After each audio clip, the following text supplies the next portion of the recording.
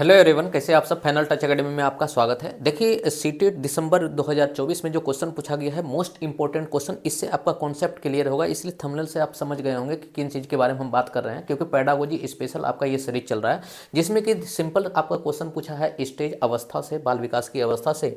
ये सिंपल आपसे पूछा है कि बाल्यावस्था के दौरान एक बालक जब बाल्यावस्था के दौरान होता है, तो बाल्यावस्था के दौरान उस बालक का कौन कौन से परिवर्तन को हम लोग देखते हैं। सबसे पहला बोल रहा है क्या, मैं केवल परिमाणात्मक परिवर्तन, परिमाणात्मक होता है मात्रात्मक परिवर्तन, जिसको एक मात्रा के रूप में बोल सकते हैं, मतलब जिसको माप या तौल सकते हैं, परिवर्तन होता है। तो हम जानते हैं कि बाल्यावस्था में सिर्फ जो है मात्रात्मक परिवर्तन नहीं होता है, मात्रात्मक के साथ साथ गुणात्मक भी परिवर्तन होता है। इसलिए यहाँ केवल जो शब्द लिख दिया, इस केवल के चलते ये आपका ऑप्शन गलत हो गया है। इसी तरह की चीज़ों को हम क्या है कि डील करते हैं, तो आसानी से चीज़ों को समझ सकते हैं। तो अब बताइए, इस क्वेश्चन का अगर आंसर आपसे पूछा जाएगा तो क्या बोलिएगा। सबसे पहले बोलिएगा कि केवल मात्रात्मक परिवर्तन के कारण ये स्टेटमेंट आपका गलत हो गया। दूसरा, अगर बोल रहा है क्या कि कोई भी विकास, चाहे अवस्था आपका शिशुआवस्था हो या बाल्यावस्था हो या किशोरावस्था हो, विकास कभी भी अनियमित नहीं हो सकती है। तो अनियमित देख के हम आगे पढ़ेंगे ही नहीं, इसलिए मेरा ये ऑप्शन गलत हो जाता है। तीसरा बोल रहा है कि धीमी गति से चलती है, मतलब विकास जो होती है धीमी गति से होती है, लेकिन ये नहीं बताया कि कौन सा विकास धीमी गति से होता है, क्योंकि हम जानते हैं कि एक बच्चा जब बाल्य अवस्था के दौरान होता है तो उसमें क्या है, मानसिक विकास भी तीव्र गति से होता है, उसमें भाषा का विकास भी तीव्र गति से होता है। तो ऐसे कुछ विकास हैं जो कि तीव्र गति से होते हैं, लेकिन यहाँ धीमी गति से बोल देने का मतलब है कि सारा का सारा विकास धीमी गति से हो गया, इसलिए ये स्टेटमेंट यहाँ पे गलत हो जाता है।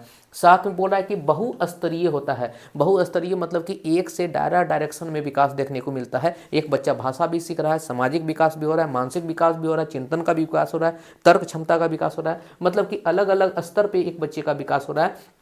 और साथ में सभी विकास क्या है, मिश्रित है, क्योंकि परस्पर संबंध का सिद्धांत आप पढ़े हुए हैं कि सभी विकास एक दूसरे से जुड़े हुए हैं। इसीलिए यहाँ पे जो ऑप्शन देखिएगा उसमें सबसे ज़्यादा सटीक ऑप्शन आपको मिलेगा ऑप्शन नंबर डी। और इन चीज़ों के लिए आपको क्या है कि बाल्यावस्था के बारे में पढ़ना पड़ेगा कि बाल्यावस्था के दौरान क्या क्या चीज़ देखने को मिलता है। इसीलिए यहाँ पे आप देखिएगा, जो आपका ये वीडियो बनाया गया है, उस वीडियो में बाल्यावस्था के दौरान सारा चीज़ आपको बताया गया है कि उत्तर बाल्यावस्था में क्या होता है, पूर्व बाल्यावस्था में क्या होता है, जिसमें कि आप देखते हैं कि उत्तर बाल्यावस्था के दौरान ये सारा चीज परिवर्तन देखने को मिलता है। मतलब एलिमेंट्री स्कूल एज होता है, प्रारंभिक होता है, जिसमें कि एक बच्चा ज्ञान को सीखता है। साथ में आपको मानसिक विकास देखने को मिलता है, 90% दिमाग का विकास हो जाता है। इसी तरह क्या है कि इन चीज़ों को जब आगे पढ़िएगा तो इस अवस्था में 90% जो मस्तिष्क का विकास होता है, उसमें चिंतन कौशल किस किस तरह का, अपसारी एकदम सृजनात्मकता का चिंतन का विकास होता है। ये सारा चीज़ आपको फाउंडेशन बैच में देखने को मिलता है, जो कि फाइनल टच एकेडमी के एप्लीकेशन चैनल पर मिलता है। यूट्यूब चैनल पर बहुत कम वीडियो आपको देखने को मिलेगा, लेकिन रेगुलर वीडियो जो होता है क्रमबद्ध तरीका, सिस्टमेटिक तरीका से अगर चीज़ों को पढ़ना चाहते हैं तो वो आपका सारा का सारा video final touch academy application channel पे मिलेगा।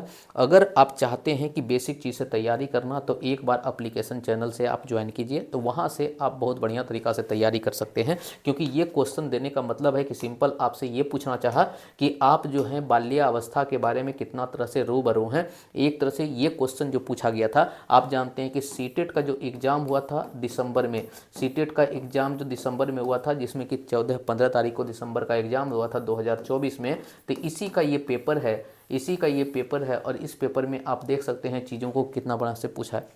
अब इसी तरह का जब क्वेश्चन पूछ रहा है तो इसका मतलब आने वाले एग्जाम में भी इसी तरह का क्वेश्चन पूछेगा। बस हम कुछ क्वेश्चन ला के आपको ये बताने का प्रयास कर रहे हैं कि आप सिंपल वे में अगर आप पढ़िएगा तो वो चीज़ आपका कभी नहीं अब स्कोर हो सकता है, क्योंकि स्कोर होने में आपको बेसिक से बेसिक कॉन्सेप्ट का समझ रखना पड़ेगा और उसी के अनुसार आगे के क्वेश्चन को आपको डील करना पड़ेगा। क्योंकि आप जानते हैं कि सीडीपी एक रीजनिंग बेस्ड क्वेश्चन होता है, और रीजनिंग बेस्ड का क्वेश्चन आप शुरू से उसको तैयार करके आप जा सकते हैं, रट के नहीं जा सकते हैं। क्योंकि कभी भी रीजनिंग हम लोग पैटर्न को सीखते हैं, समझते हैं, लेकिन रटते नहीं हैं।